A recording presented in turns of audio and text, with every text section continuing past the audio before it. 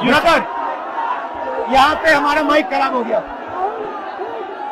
और public meeting करना मुश्किल है। जी बिल्कुल ठीक बात है। तो मैंने सोचा कि हम थोड़ा यूपी के बारे में बातचीत कर लें और आप अपना पर्सपेक्टिव हमें बताइए, हम आपको अपना पर्सपेक्टिव बताते हैं, थोड़ी डिस्कशन करते हैं।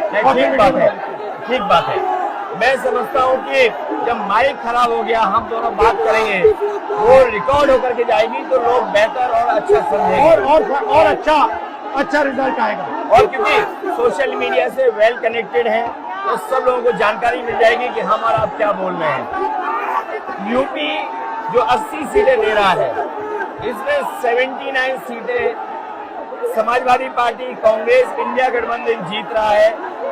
एक जो क्यूटो है उसमें हम और आप लड़ाई में हैं। और इस बार क्यूटो नाम कैसे जापान वाला ही है ये क्यूटो, क्योंकि जो प्रधान सांसद हैं उन्हें सपना दिखाया था काशी के लोगों को कि दुनिया की सबसे बेहतर सिटी बनेगी क्यूटो। तो क्यूटो बनी नहीं बनी काशी के लोग ये तय करेंगे और फिर वोट डालेंगे। तो इस बार मन मर्जी नहीं चलनी है, मन की बात नहीं चलेगी, हमारे आपकी बात और 140 करोड़ लोगों की बात और संविधान की बात होगी। और आपने देखा, हम सब ने देखा कि यूपी को नरेंद्र मोदी जी ने बेरोजगारी का सेंटर बना दिया और इतनी बेरोजगारी की है, ये जितने बच्चे दिखाई दे रहे हैं ये वो लोग हैं दिखाओ जो अग्निवीर या पेपर लीक जिसकी वजह से उन्हें नौकरी नहीं मिली है और ये सब रोजगार नौकरी चाहते हैं।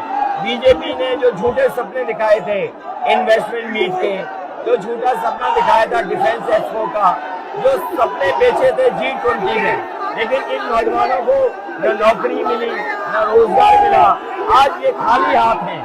तो इसलिए हमें और आप मिल के जो आपने कहा, जो इंडिया गठबंधन कह रहा है कि 30 लाख बच्चों को नौकरी दी जाएगी, उस दिशा में हम लोग काम करेंगे। और पहली नौकरी पक्की स्कीम जिसके माध्यम से हर ग्रेजुएट को नौकरी का अधिकार, बेहतरीन ट्रेनिंग और बैंक अकाउंट में 1 लाख रुपए साल के। आपने नोट किया कि मोदी जी खटाखट बोलने शुरू कर दिए। ये आपके खटाखट के बाद वो रटारट खटाखट कर रहे हैं। अच्छा, आप एक बात बताइए, मुझे क्यूरियोसिटी है, थोड़ा आप अपने पापा के बारे में मुझे बताइए जी। मुलायम सिंह यादव जी के बारे में बताइए, आपने उनसे क्या सीखा? नेताजी और उनके साथ के लोग बिल्कुल जमीनी राजनीति करते रहे। हालांकि नेताजी कुश्ती, पहलवान और गाँव के थे। करते हो कुश्ती? नहीं, मैं कुश्ती नहीं कर पाया जीवन में, क्योंकि मैं मिलिट्री स्कूल में चला गया तो कुश्ती नहीं कर पाया। लेकिन नेताजी इसीलिए धरती पुत्र बोले गए कि वो जमीन की बात को समझते थे। धरती पर जो लोग हैं उनकी क्या भावना है उसको लेकर के वो आगे बढ़ाना चाहते थे। और आपका इस क्षेत्र से और इस शहर से आज का लगाव नहीं है, न जाने कितने सालों पुराना लगाव है। जो इमोशनल कनेक्ट आपका इस शहर और शहर से है वो शायद और किसी राजनीतिक परिवार का नहीं होगा।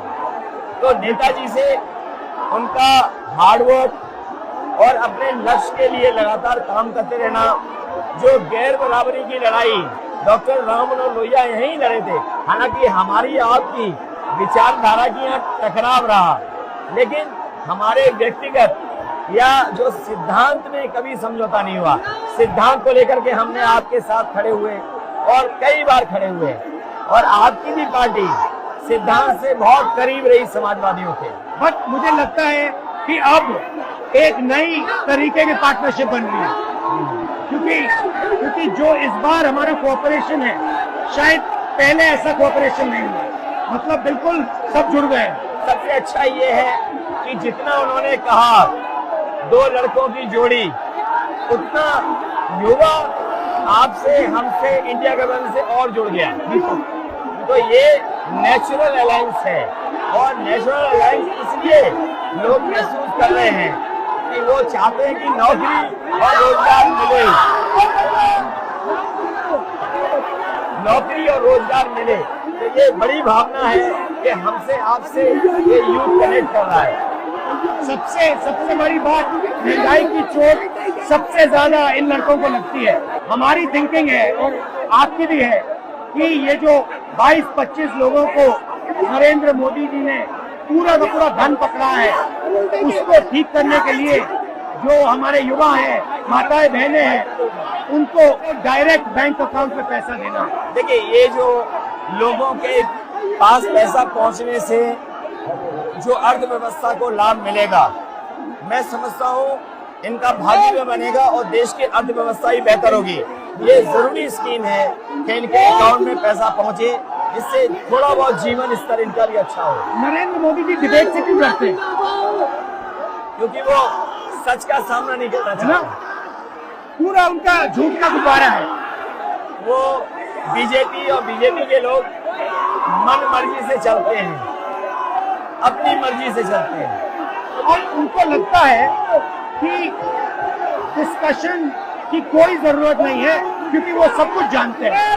डेमोक्रेसी में जितना डिस्कशन होगा, जितने विचार एक दूसरे को हम सुनेंगे और एक दूसरे पे भरोसा करेंगे, उतना हमारा लोकतंत्र मजबूत होगा।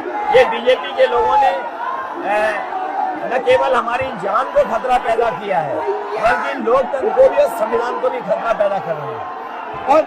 और इसका नतीजा दिख रहा है कि चाइना हमारी जमीन के अंदर आ गया, ये बेरोजगारी बढ़ती जा रही है, जो प्रोडक्शन होता है वो नहीं हो रहा है, और पूरा का पूरा एक्सटॉर्शन, ईडी, सीबीआई, ये लोग मतलब एक्सटॉर्ट कर रहे हैं। कई बार सुनने को मिल रहा है और सरकार स्वीकार नहीं कर रही है, लद्दाख की हमारी सीमाएं सुरक्षित हो गई, और अरुणाचल के आसपास या सीमा जो चीन से छू रही है वो बहुत असुरक्षित है।